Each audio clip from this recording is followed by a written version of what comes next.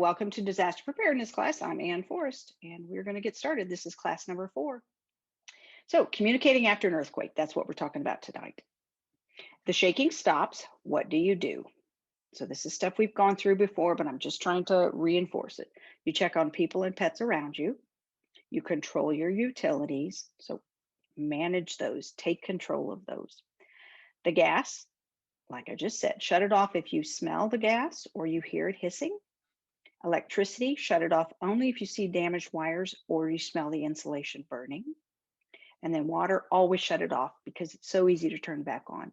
You're just safer turning it off until you have more information. And that's what we're talking about tonight. Contacting the people around you that you care about, well, that aren't around you, and getting more information. So making contact with family and friends, that's the third thing you do, and get more information. So we'll talk about that. Please do not call 911 after an earthquake. It is incredibly common. I have been encouraged by the city to tell people not to call 911 unless you truly need it. It doesn't seem like a very logical thing to do after an earthquake in my head, but apparently it is very, very common. So please do not call 911 unless you truly have an emergency. And then your landline might work, but less than 10% of landlines in homes in Seattle are truly landlines, meaning there is a copper wire that goes from your phone in the wall to the phone company. More than likely, 95% of the time, that copper wire is broken and there is some kind of wireless connection there. And as soon as that copper wire is broken, intentionally broken, then it is no longer a landline. And if the cell phone signals are down, then that phone will not work. So it's unlikely that you truly have a landline, but you might. And again, with landlines, don't make a phone call unless you absolutely need to, because the people that do have them probably need them to get through for true emergencies. Texting is your best bet. It's a very small packet of information that you kind of send off into cyberspace. It could get delivered right away, or it could get delivered in an hour and a half. It just really depends. Like I said, it's a very small packet of information, and your ability to contact your household members continues even after you've hung up.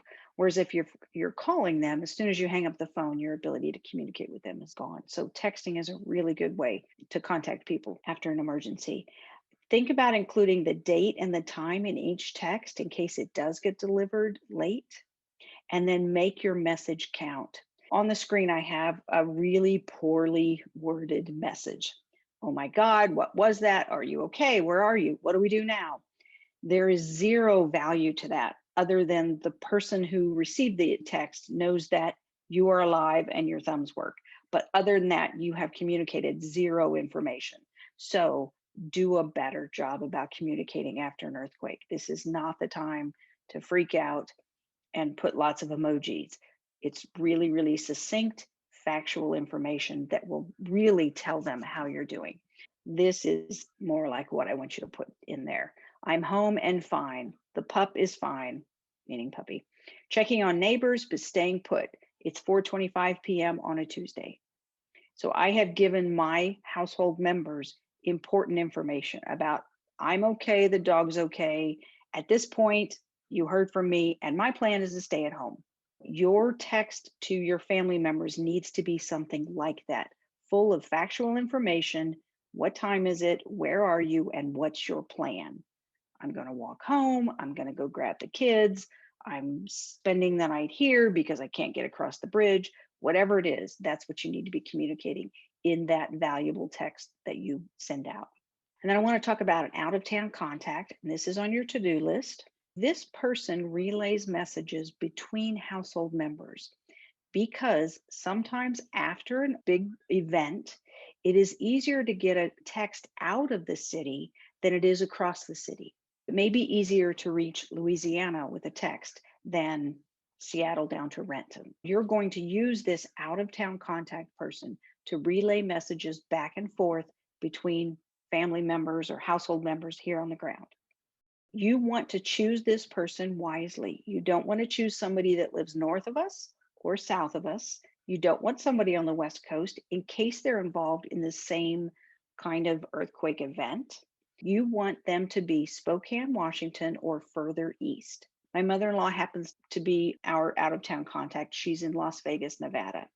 We have talked to her, we have practiced with her, and she understands what we need her to do after a disaster. After a big disaster, I will text my household members and I will text my mother in law, and I send them all three of them, my husband, my son, and my mother in law, send them all the same message. Hopefully, everybody gets it. Even my mother in law now knows that when she turns on the TV and finds out there's been a big incident in Seattle, she's already heard from me and knows that I'm okay. What I've asked her to do is to call my mom. My mom is not on email. It wouldn't even occur to her to check the internet. So I want her to call my mom and a couple other people and say, I've heard from Ann. She's okay. And then when she hears from the rest of the family, updates my mom and says, I've heard from everybody. Everybody's okay. They're communicating and they're trying to get back together. I've also asked her to post on social media sites just to let folks know that she has heard from us and Ann and family are doing okay. Give them a to-do list. If you choose your person well, they will be more than happy to help you out. Anything they can do to help would be really beneficial to them as well as you. So give them a to-do list. So contact others, social media posts, think about Facebook. If you're in a disaster area, Facebook finds out about it and automatically puts a button up on your profile. And if you have the ability to get into Facebook, all you have to do is click that button and it goes, oh, Ann has checked in. She's safe. And so anyone else coming to my Facebook site, looking me up on Facebook, would see that Ann has checked in and she's at least alive. The Red Cross has a similar kind of website that they will kick on if we ever had a big disaster, and that's another place to go and check that you are okay. And then you can also find loved ones using that site as well. Phones may not always, obviously not always work, and they might break after a disaster. So you want to write down your important phone numbers. All of us have our important phone numbers stored in our phones these days. Write them down. So even if your phone is broke and is not functioning, maybe you can turn to someone next to you and go, hey, can I get a quick text off to my out of town contact person or my household members or whatever. This is a 3x5 card, and this is the kind of stuff we have written on ours. Family members, just in case I'm freaked out and can't remember their phone numbers. School, landlord, neighbors. Man, neighbors are going to be important, and we will talk much more about that. Your neighbors are your first responders because the first responders are completely tied up with really big emergencies. So neighbors are your best friends after a disaster. It's not my mother-in-law in Vegas. It's not my sister-in-law in Carnation. It is the people that are literally right around me. Build relationships, write down their phone numbers. And then write down the radio stations. Cairo and Como, especially Cairo, I guess, kind of have a deal with the city or with FEMA. I'm not exactly sure how it works, but they take extra pains to stay up and running after a disaster. So that's where you go to listen for key information is Cairo. So write down that radio station in case it's not something that you typically would know. Write down those important phone numbers, stick them in a plastic bag, and you want to put a copy of this wherever it makes sense. Your drawer at work, your commuter bag, your glove box, your locker at school, wherever. Bottom of your backpack. Write down these phone numbers and tuck them in a bunch of places. Quickly, I want to talk about off-grid messaging. This is when cell phone towers have failed and the cell phone companies are working really hard to get this system up and running, but we have no cell phone signal and we have no internet. There is something called the mesh network. The top figure on the screen is how it works, how cell phone signals work typically when the towers are up and running. This mesh network is how they work when the cell phone towers are down and you're using certain apps. It's like sending a text, but instead of being transmitted by a cell phone tower, your text bounces off of someone else using that same app and bounces to the next phone. All these people need to be using the same app. They need to be within a reasonable distance of one another in order for your message to have enough spots to connect to actually get to whomever it is you're trying to contact. It's a really sketchy kind of system. Nothing saying it's going to work. I believe the phones have to be within 50 feet of each other. So a lot of people would have to be using the same app and everybody has it on at the same time in order for this system to really work. So there's problems with it. Fire chat used to be the one that I used to recommend, or not recommend, but I thought, if we all have to be using the same ones, then let me at least preach about one of them. Fire chat has gone out of business, so it's Bridgify now. If you want to download that app and just have it available, you may find it helpful after a disaster. Another technology that also uses this mesh network, GoTenna or Beartooth, that's pictures of the two of them. They kind of amplify your smartphone basically, so it sort of turns it into a texting thing with a little bit more power. Send text and GPS locations without cell phone signals or Wi-Fi. Works with any iOS, iPhone or Android smartphone. The range is a little bit further because again, you're kind of boosting it with this extra device, range of 1 to 6 miles, but you're paying for it. You're paying for the devices. I believe that is a one-time cost. That's the cost of the devices. I don't think that's like an annual subscription or anything like that. They're available, just letting you know about them. Satellite messenger, you can always get satellite phones, again, pricey, and they do have a yearly subscription. If you're a big outdoorsy person and you're hiking or whatever, when there is no cell phone signal, you might know about satellite phones already. They're not phones, I'm sorry, they're satellite texting devices. Just want to let you know that they're available. So what about radio? And this is ham radio, GMRS radio, or FRS, which is family radio. Any kind of radio system like that is good because they don't rely on cell phone towers. They have their own towers. And so if the phone lines are down or overwhelmed, radios will work more than likely. You see it all the time in disasters where ham radio operators will bubble up from the surface or they rush to the disasters and they help with communications because they are very mobile. They take their power source with them. And the towers that they rely on are a little bit harder, a little stronger, more resilient than cell phone towers. They run off of batteries, so you don't need power for them. You do have to have your source of power though. They can be mobile. Cons for radios, they're a little pricey, sometimes cumbersome. It's a little awkward to talk on a radio, but it's very doable. At some point, I will teach a class, a really short class on radios and hopefully simplify it a great deal because it is kind of daunting. If you have signed up for the Seattle Prepares newsletter, then if I do get a class together, when I get the class together, I will put it out on that. You've probably heard me say this more than once. Sign up for Alert Seattle and Alert King County. It's on your to-do list. This is how the city of Seattle and probably King County will get information out. As soon as texting is able, they will use these two platforms to text people and tell them big things. So make sure you are signed up for that and you get that information. Emergency radio stations, I talked about them already. There's a crank radio. Those are a lot of fun. I would, if that was my radio, I would put a piece of tape on it and I would write down the stations that I needed to go to for emergency radio information so that I didn't have to think about it afterwards. Television, it might work after a disaster. That might be a really good place to get information. And then emergency communication hubs. And we will talk more about those June 16th, so class number 6. But that's another good place to get information. The scarcity of information will be significant after a disaster. The city, it takes some time to get their feet underneath them, to figure out what's going on, to figure out what to tell people to keep themselves safe. There's some very standard things that they can spool up very quickly, but it takes a bit to find out what's going on and pass on that information after a big disaster. So the lack of information will be very frightening to a lot of people. That's why the hubs are there. And again, we'll talk more about that class number 6.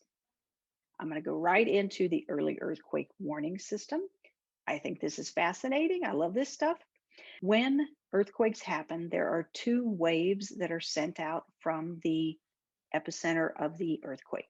The first wave is called a P wave. The second wave is an S wave. The P waves come out first, like I said, they move very fast. Animals are sensitive to P waves. Maybe your dog or cat or whatever has a little bit more warning about an earthquake than humans do, but it's seconds before us. It's not days or weeks. So animals can't predict earthquakes. That's the P wave. And then the S wave comes, which is slower and causes more of the shaking. So luckily, we can sense when that P wave comes out, and it gives us a little bit of time before the significant shaking happens. In order to detect those P waves, those first ones, you need 4 sensors. It helps you triangulate how strong the shaking might be, where it's coming from, that kind of information. Takes about 3 seconds to detect the quake and generate alert. And then it's how to get that information out to the public. That's where there's a bit of a lag, but still pretty good system.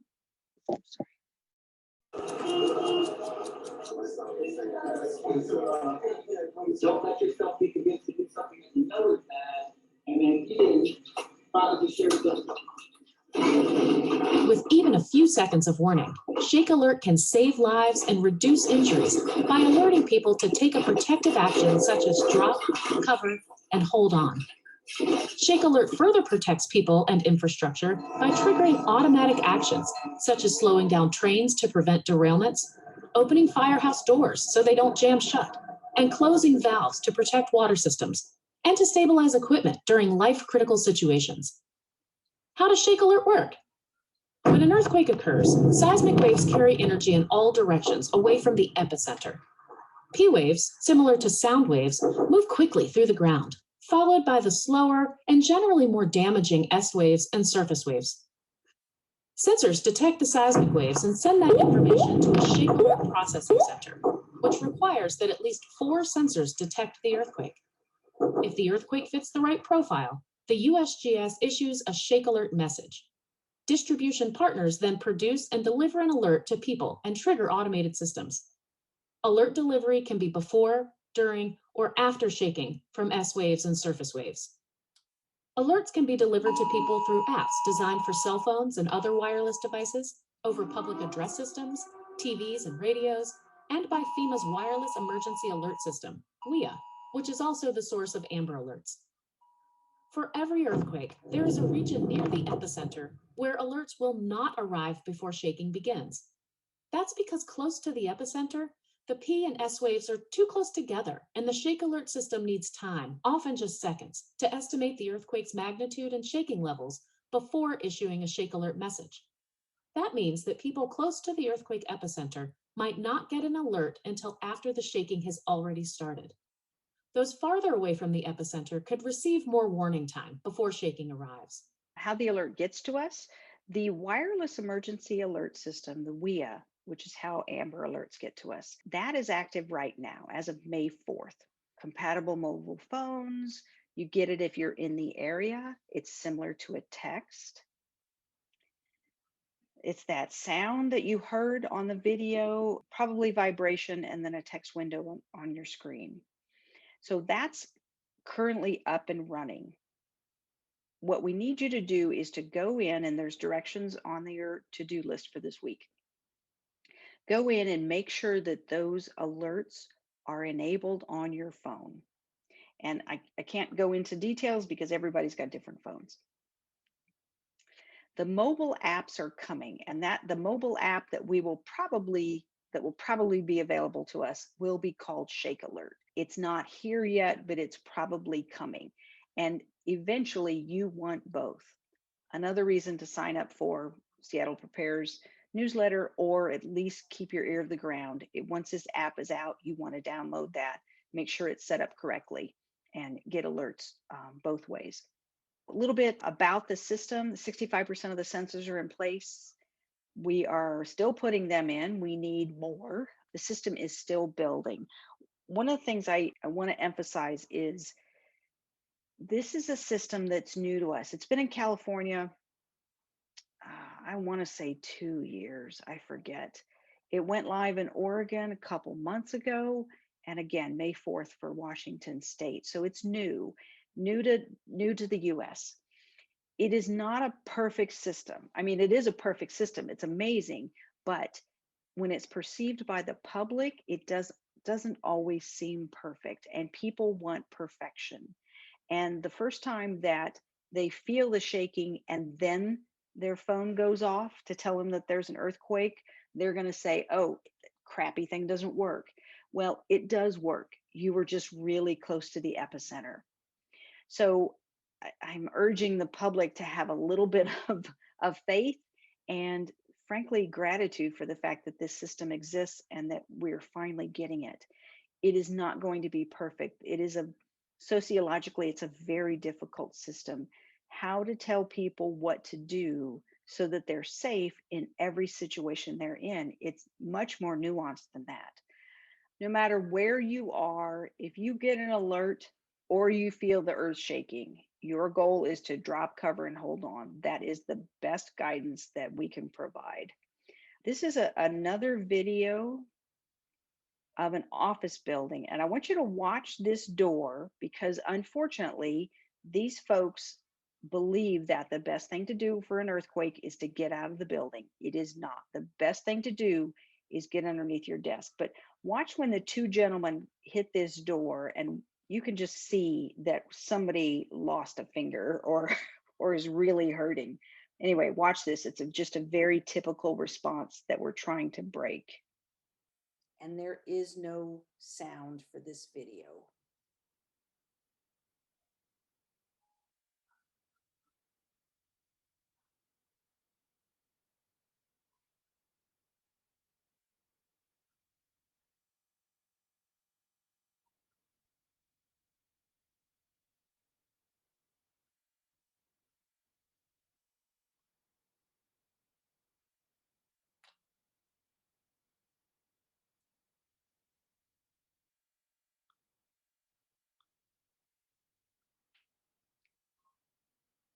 The gentleman is just bound and determined to get out of that building. Really, what they all should have done is gotten underneath their desks. So it is a really typical response, but something you need to try and fight. Next week, make a plan. And we're going to talk about what that means because a lot of people just spit out these words of make a plan without much detail behind it. So we're going to talk through that and then make a get home bag.